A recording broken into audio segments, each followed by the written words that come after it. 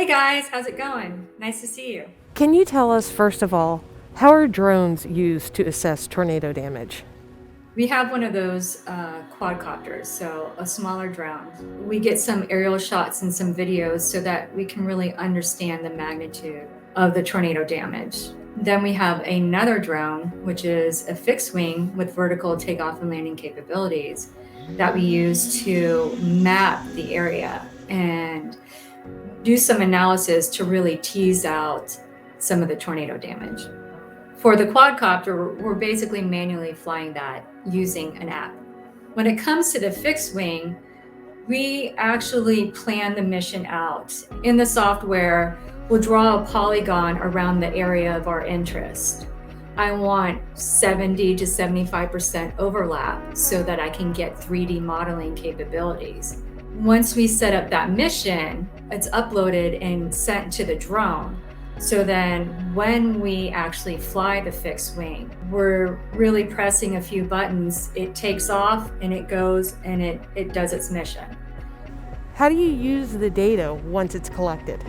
So with our fixed wing, we're actually collecting two types of data.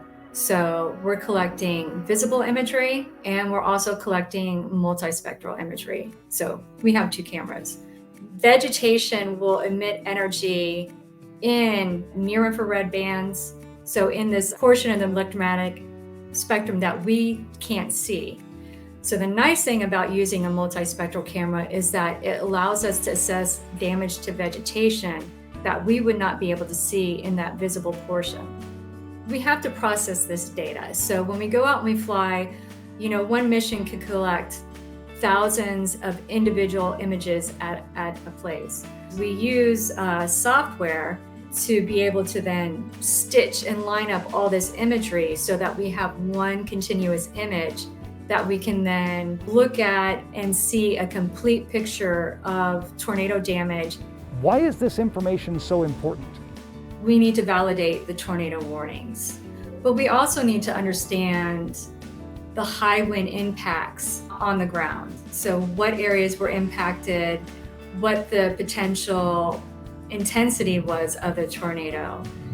Because when we actually go out and survey these areas, the damage surveys are a way for us to help better understand what the tornadic intensity was.